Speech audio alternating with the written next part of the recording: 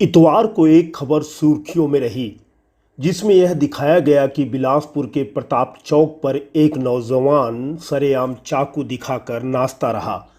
हालांकि उसे पकड़कर पुलिस के हवाले कर दिया गया, उसे मानसिक रोगी बताया गया। लेकिन हाल के दिनों में बिलासपुर में चर्चित चाकूबाजी की घटनाओं के बीच इस खबर को सिर्फ 4 लाइनों में समेटकर खत्म मान लिया जाए तो शहर में जो हो रहा है उस पर से आंख मूंद लेने जैसी बात होगी।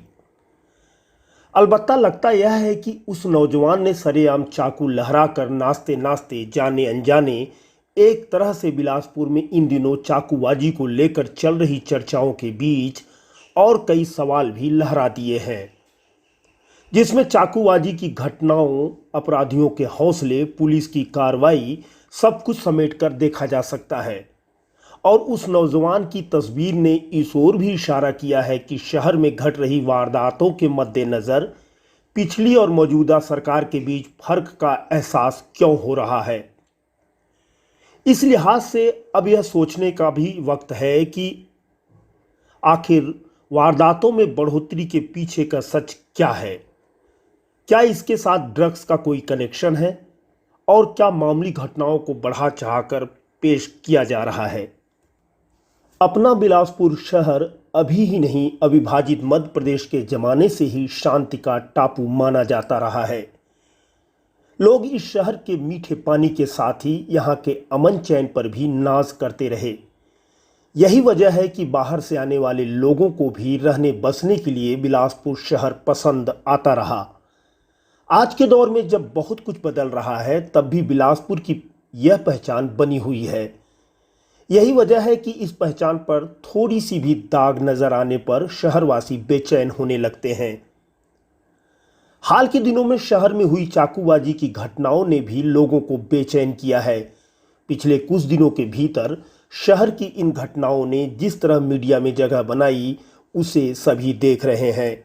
एक ऐसा भी वीडियो वायरल हुआ जिसमें कार के सामने आने की मामूली सी बात पर एक शख्स की सरेराह पिटाई की ऐसी तस्वीरें नजर आ रही थीं जो किसी को भी विचलित कर सकती हैं।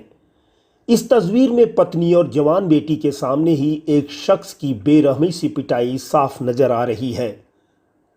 वीआईपी दौरे के समय भी हमले की घटनाएं सुर्खियों में रही है। इस बीच ऑनलाइन चाकू खरीदी और दुकानों में बिक्री करने वालों के खिलाफ कार्रवाई भी पुलिस ने की है।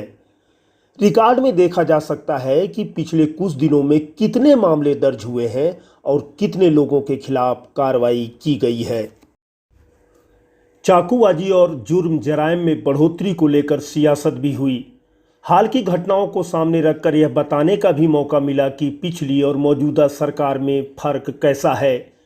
अमन चैन पसंद इस शहर में अपराधियों के हौसले क्यों बुलंद हो रहे हैं।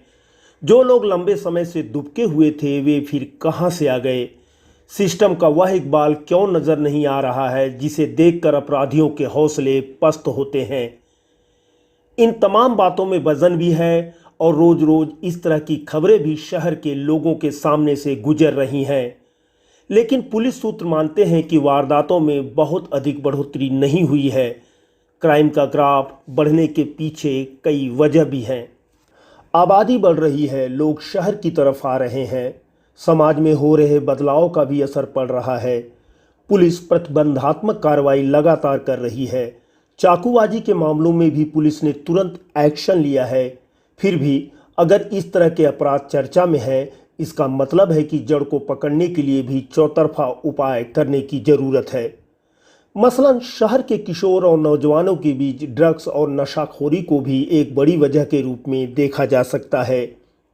कफ सिरप के साथ ही पेन किलर और एंटी डिप्रेशन दवाइयाँ, इंजेक्शन की जहरीली खुराक लेकर नई उम्र के लड़के जुर्म की दुनिया की ओर मुड़ रहे हैं। कई बार पकड़ धकड़ तो होती है लेकिन जड़ कहीं ना कहीं बची रह जाती है, जो खुली आबो हवा के मिलने पर फिर से फलने फूलने लगती है। इस पर चोट करने के लिए दरअसल चौतरफा एक्शन की दरकार है। इस सवाल का भी जवाब तलाशने की ज़रूरत है कि जिस नई पीढ़ी से सुनहरे कल की उम्मीदें हैं वही नई पीढ़ी हाथ में चाकू क्यों उठा रही है। प्रताप चौक पर चाकू लहराते नौजवान की तस्वीर के पीछे लहरा रहे इन सवालों पर भी गौर नहीं करेंगे तो शायद आने वाले समय में भी कई तस्वीरें बस देखते ही रह जाएंगे। सीजीवाल की खास पेशकश दखल के इस अंक में इतना ही। अगर आपको हमारी कोशिश पसंद आए तो हमारा यूट्यूब चैनल सब्सक्राइब करें। इसे अपने दोस्तों के बीच शेयर भी कर सकते हैं, जिससे टीम सीजीवाल को हौसला मिलता रहे।